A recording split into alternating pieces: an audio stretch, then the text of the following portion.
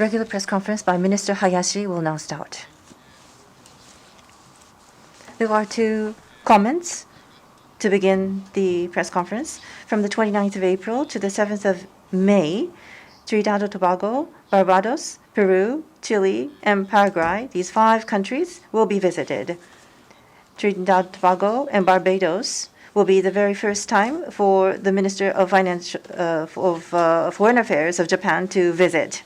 I visited 4 Latin American countries in January of this year, but visiting the Latin American countries who are crucial partners, sharing values and principles,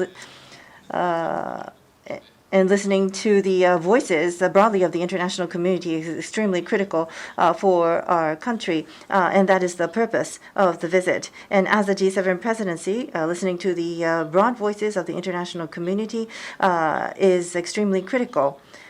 And with the countries that I'll be visiting, in light of the very challenging international situation, including the Russian aggression in Ukraine, I plan to collaborate in order to ensure open and frank exchange of opinions and maintaining international order that is open and free based on the rule of law. As for the Latin American countries, they are rich in minerals, food, and energy resources, and therefore their importance in the international community is enhancing. And therefore, I intend to seek and exchange views in terms of enhancing bilateral economic relations and also seeking ways to address various common challenges. 2024 next year will be the Japan CARICOM friendship year, and therefore I would like to seek a cooperation with the Trinidad, Tobago, and Barbados. And I also intend to deepen ties with the Japanese diaspora who are based in those countries. Japanese nationals and their families who evacuated to Djibouti from Sudan, where the situation has rapidly worsened, and who are waiting to return to Japan, will be flown back to Japan on a government-arranged chartered aircraft. Chartered flight is scheduled to arrive in Japan tomorrow on the 29th. Some of the embassy staff evacuated from Sudan will also be on board. 65 Japanese nationals and family members who wish to evacuate were evacuated from Sudan, including 5 who were evacuated to Djibouti on the 27th. The embassy and the self-defense forces carried out an evacuation of Japanese nationals under dangerous and difficult conditions. I would like to pay respect to the efforts of JICA and other concerned parties who contributed to the safe evacuation. We thank France, ROK, Germany, US, UK, Saudi Arabia, UAE, Canada, and Jordan, those in the countries as well as in the UN and other relevant organizations. I would like to express my appreciation for the cooperation for the evacuation of the Japanese nationals. The government of Japan will continue to take actions to Djibouti, including the temporary office in Djibouti. That is all. Thank you. When you are called, please state your name and affiliation before asking your question. Sankei Okada-san. I'm Okada of Sankei. My question is about Hong Kong. Beginning of March, a Hong Kong female student who once had studied in Japan, a Japanese university, was arrested of violation of Hong Kong national security law. 2.5 years ago, when she was in Japan, used Facebook to retweet a slogan that was supporting the demonstration done by the students in Hong Kong. So the law was applied to an activity that was conducted outside of Hong Kong. What is your view on that? And do you intend to express your concerns to the Chinese government? I am aware of the point that you've just raised.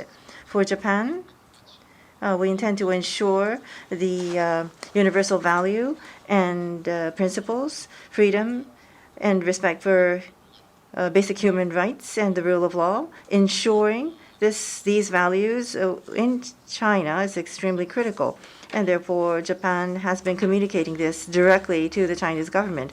With regards to development in Hong Kong, in June of 2020, the national security law was enacted, and since then, there's been arrests of people who are associated with democratic activities, and there has been various developments since then.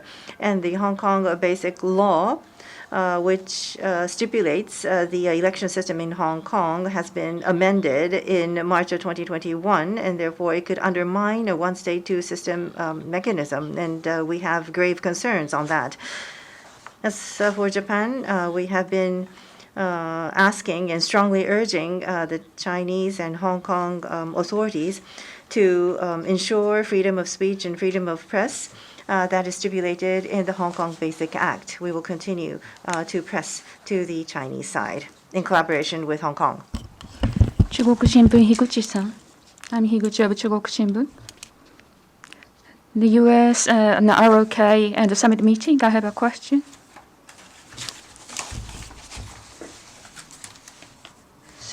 So the three countries on a cooperation has been stated in the declaration. So for the time being, the U.S. has no idea to put the nuclear weapon in ROK, but referring to DPRK situation, nuclear threat may cause the sharing of the nuclear weapons. So such concerns are raised among the nationals. So what is your view on that? As for the nuclear sharing, we've got the three the principles, so we cannot accept that. So we have no intention to engage in discussion on that. Abe-san, Yomiuri Shimbun. This is Abe from Yomiuri. Your visit to Latin America, I have a related question. Paraguay, you will be visiting the country. Paraguay is the only country in Latin America that supports Taiwan. And there will be a presidential election scheduled in Paraguay as well very soon. And it is a powerful candidate is suggesting revisiting its relationship with Taiwan. What kind of dialogue do you expect to have with Paraguay on Taiwan? There's 10,000 Japanese diaspora living in the country. It's a Japanese-friendly country, and it is an important country with whom we share very important values. On the 30th of April, the presidential elections are scheduled to be held. Regardless of the outcome of the presidential elections, Paraguay is an important partner for us. And bilateral and multilateral collaboration is crucial. And in light of the international situation, including in Southeast Asia, I would like to confirm our deep relationship with the country. The next will be the final question. Tsuchida-san, please. I'm from Asahi Shimbun. I'm Tsuchida. The one who was killed during the news and the gathering in Myanmar, his camera was returned to the family members. So what is your take as the Minister of Foreign Affairs? And through this is a return not via the Myanmar government. Is there any impact on the Japan-Myanmar relations? And as for Mr. Nagai's incident, the government of Japan is recognizing that he was in a short distance on purpose, but the Myanmarese government's claim is different. So do you have any intention to approach to the Myanmarese government?